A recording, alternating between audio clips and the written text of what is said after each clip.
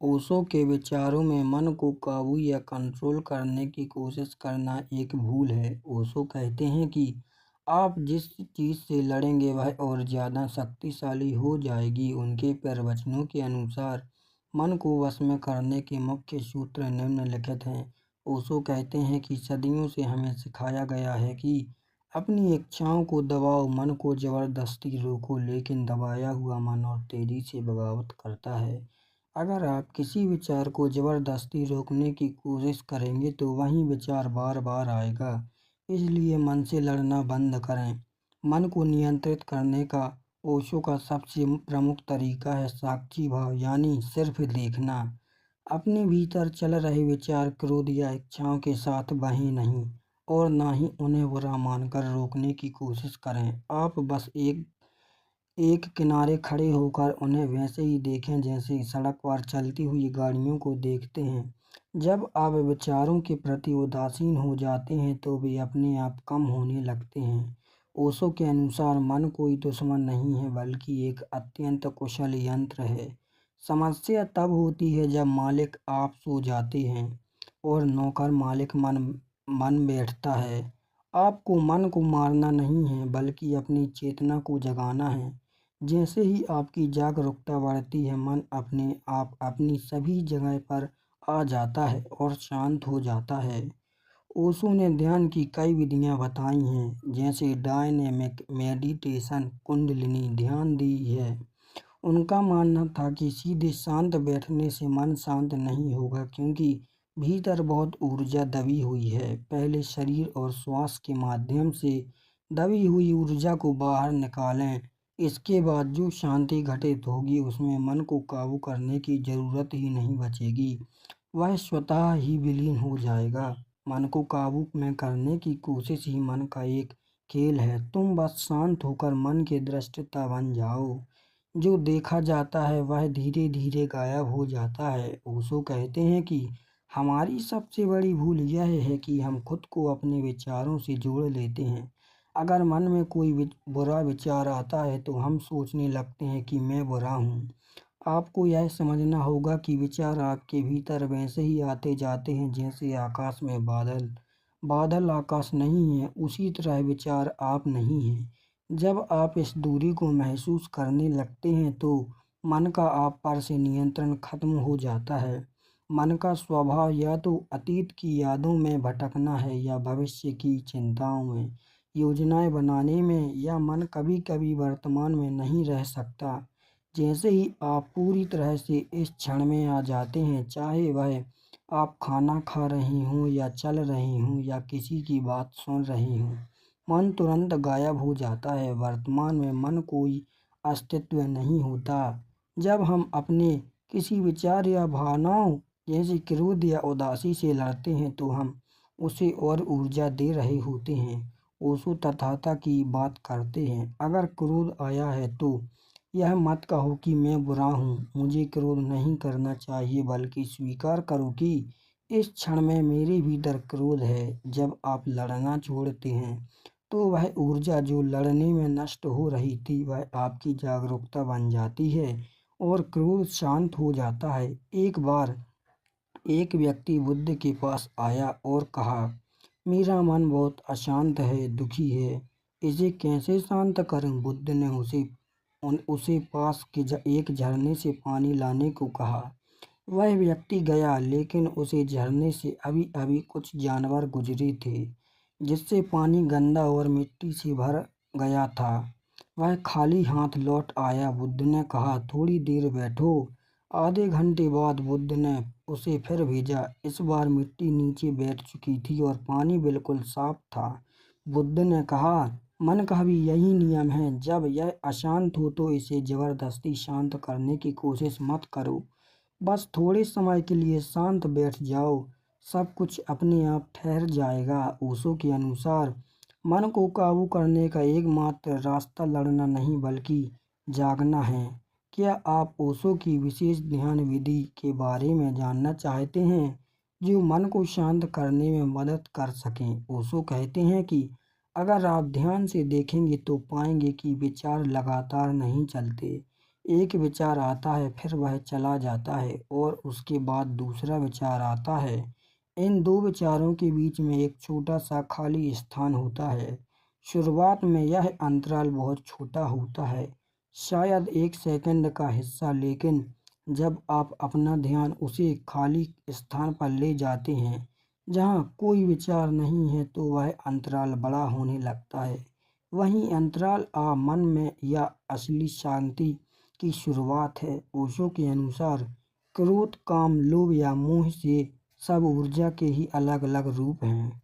जब आप इन्हें रोकने या दबाने की कोशिश करते हैं तो आप अपनी ही ऊर्जा को रोक रहे होते हैं, जिससे भीतर तनाव पैदा होता है।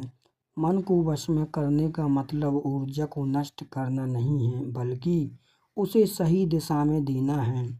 जब आप संजग होते हैं तो वहीं क्रोध करुणा में बदल जाता है और वहीं वासना प्रेम में रूपांतरित हो जाती है। मन सिर्फ भाषा और शब्दों में जी सकता है। जब आप किसी सुंदर दृश्य को देखते हैं और तुरंत कहते हैं, वाह कितना सुंदर है, तो आप मन के दायरे में आ गए। ओशो कहते हैं कि जीवन के अनुभवों को शब्दों का लेबल मत दो। किसी फूल को देखो तो बस देखो, उसे सुंदर या बदसूरत कहने की जल्दी मत करो।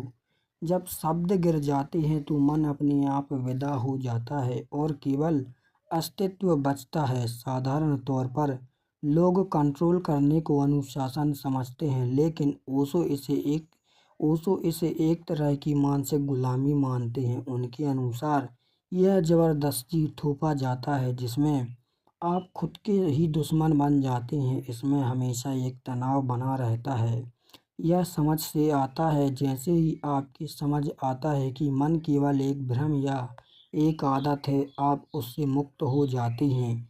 जैसे ही दिया जलता है, अंधेरा अपने आप गायब हो जाता है। उसे भगाने के लिए लाठी नहीं चलानी पड़ती। इसी तरह जैसे ही भीतर होश का दिया जलता है, मन का अंधेरा अपने आप विदा हो जाता है। मन की एक बहुत बड़ी आदत है हर चीज़ का श्रेय लेना या खुद को कर्ता समझना। मन हमेशा कहता है, मैंने यह किया, मैं इसे ठीक करूँगा, या मैं मन को काबू करूँगा। उसको कहते हैं कि जब तक आपके भीतर यह भाव है कि आप कुछ कर रहे हैं, तब तक अहंकार और मन जीवित रहेंगे। जब आप यह स्वीकार कर लेते हैं कि जीवन अपने आप बह रहा है, सांसें अपने आप चल रही हैं और आप केवल एक माध्यम हैं, तो मन का तनाव तुरंत गिर जाता है। हमारा मन बाहरी दुनिया, लोगों के विचारों, कंडीशनिंग और समाज के नियमों से भरा हुआ है। ओशो कहते हैं कि मन एक भीड़ है। जब आप दिन में कुछ समय के लिए बिल्कुल अकेले बैठते हैं, बिना फ़ोन के, बिना किताबों के, बिना किसी काम के, तो शुरुआत में वही भीड़ बहुत चिल्लाती है, लेकिन अगर आप थोड़ी देर उसी अकेलेपन में टिके रहें तो वह भीड़ धीरे धीरे छंटने लगती है। एकांत में ही मन की कमजोरी उजागर होती है और वह शांत होने लगता है। ओशो के पूरे दर्शन का सार कंट्रोल माइंड नहीं, बल्कि नो माइंड है। एक नियंत्रित मन की उदासी या कैदी की तरह है, जिसे जंजीरों में जकड़ कर रखा गया हो। वह कभी भी मौका पाकर भाग सकता है या हिंसक हो सकता है। मन वह अवस्था है जहाँ मन विलीन हो चुका है। वहाँ ना अच्छे विचार हैं, ना बुरे विचार हैं। वहाँ केवल एक गहरा सन्नाटा और असीम शांति है। यही मनुष्य की वास्तविक प्रकृति है। यदि ओशो की पूरी देशना को एक पंक्ति में समेटना हो तो वह मन है। मन से लड़ो मत, बनो मन को बदलो मत, केवल मन के पार झांकना शुरू करो। जैसे ही आप अपनी चेतना को मन के पार ले जाते हैं, आपको पता चलता है कि जिसे आप काबू करने की कोशिश कर रहे थे, वह केवल एक परछाई थी और परछाई से लड़कर कभी कोई नहीं जीत सकता। केवल प्रकाश, होश को लाकर ही अंधेरे को समाप्त किया जा सकता है। ओशो कहते हैं कि ध्यान केवल सुबह या शाम को आंख बंद करने बैठने का नाम नहीं है। यदि आप सिर्फ 20 मिनट ध्यान करते हैं और बाकी के 23 घंटे बेहोशी में जीते हैं, तो मन कभी काबू में नहीं आएगा। आप जो भी कर रहे हैं उसमें पूरी तरह डूब जाएं। यदि आप चल रहे हैं तो पैरों की जमीन पर पड़ने वाले स्पर्श को महसूस करें। यदि आप चाय पी रहे हैं तो उसके स्वाद और गर्माहट को पूरी तरह अनुभव करें। जब आप छोटी छोटी आदतें होशपूर्ण होने लगती हैं तो मन को भटकने की जगह नहीं मिलती। यदि मन बहुत अशांत हो और विचार लगातार घूम रहे हों तो ओशो एक बहुत ही सरल और प्रभावी प्रयोग बताते हैं। एक कमरा बंद करें, कागज पेन लें और अगले 10-15 मिनट के लिए आपके दिमाग में जो भी आ रहा है, चाहे वह कितना भी अजीब, बुरा या निरर्थक हो, उसे बिना किसी फ़िल्टर के कागज़ पर लिखते जाएं। जब आप अपने विचारों को बाहर निकाल देते हैं, तो आप पाएंगे कि आपका सिर एकदम हल्का हो गया है। इसे देखने के बाद आपको समझ आएगा कि मन की बातें कितनी व्यर्थ थीं। मन हमेशा बड़ी-बड़ी योजनाएं बनाता है क्योंकि वह इस भ्रम में जीता है कि हम हमेशा यहाँ रहने वाले हैं। ओशो कहते हैं कि मन को शांत करने की सबसे बड़ी औषधि मृत्यु का एहसास है। रोज़ सुबह उठकर खुद को याद दिलाएं कि यह जीवन क्षणभंगुर है और एक दिन सब कुछ छूट जाना है। यह जब यह बहुत गहरा होता है तो मन की व्यर्थ चिंताएं, ईर्ष्या, क्रोध और अहंकार अपने आप छोटे और बेमानी लगने लगती हैं। मन एक सुंदर नौकर है लेकिन एक बहुत ही खतरनाक मालिक है। जब तक तुम सोए हुए हो मन मालिक है, जैसे ही तुम जागते हो तुम्हारी आत्मा मालिक बन जाती है और मन एक आज्ञाकारी सेवक बन जाता है। मन को काबू करने की यह यात्रा किसी शक्ति से जीतने की नहीं है बल्कि अपने ही भीतर छिपे स्वयं को पहचानने की यात्रा है। आमतौर पर जब हमारे मन में बुरे या अशांत विचार आते हैं तो हम उनसे डर जाते हैं या उन्हें भगाने की कोशिश करते हैं। ओशो इसके बिल्कुल विपरीत एक अनूठा प्रयोग बताते हैं। ओशो कहते हैं कि जब भी कोई विचार आए तो उसका विरोध करने के बजाय उसका स्वागत करें। मन से कहें, आओ मुझे और विचार दिखाओ। जब आप विचारों का विरोध करना बंद कर देते हैं तो मन की वह ऊर्जा जो आपसे लड़ने में लग रही थी समाप्त हो जाती है। बिना विरोध के विचार बहुत देर तक टिक नहीं पाते और विदा हो जाते हैं। मन हमेशा अति में जीता है, या तो वह किसी चीज़ के पीछे पागल हो जाएगा, भोग, या फिर उससे पूरी तरह दूर भागने लगेगा। त्याग। ओशो कहते हैं कि ये दोनों ही मन की चालें हैं। जब आप किसी चीज़ को ज़बरदस्ती छोड़ते हैं तो मन 24 घंटे उसी के बारे में सोचता है। सच्चा नियंत्रण तब आता है जब आप अपने जीवन को सहजता में लेते हैं, ना तो किसी चीज़ के पीछे भागते हैं और ना ही किसी चीज़ से नफरत करते हैं। मध्य मार्ग पर आते ही मन शांत होने लगता है। एक दर्पण शीशा के सामने जो भी आता है, चाहे वह कोई सुंदर फूल हो या कोई बदसूरत चीज़ हो, दर्पण उसे बिना किसी शिकायत के देखता है।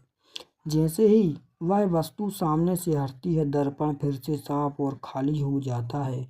वह किसी भी छवि को पकड़कर नहीं रखता। ओशो कहते हैं कि अपने भीतर के दृष्टा को एक दर्पण जैसा बना लें। आपके जीवन में सुख आए या दुख, अच्छे विचार आए या बुरे विचार, उन्हें अपने भीतर से गुजरने दें, लेकिन उन्हें पकड़कर ना बैठें। अतीत की यादों को पकड़कर ना रखना ही मन से मुक्त होने की कला है। ओशो इसे पूरी मनोविज्ञान का सार यह है कि मन को काबू करने वाला कोई दूसरा व्यक्ति नहीं है। जब तक आप सोचते हैं कि मैं अलग हूँ और मन अलग है, तब तक संघर्ष चलता रहेगा। वास्तव में जब आप गहरे ध्यान और संजकता में उतरते हैं तो आपको पता चलता है कि मन केवल विचारों का एक संग्रह मात्र था और आपका वास्तविक स्वरूप वह चेतना है जो इन सब विचारों को देख रही थी। उस चेतना को पा लेना मन पर पूर्ण विजय है और मन को काबू करना है।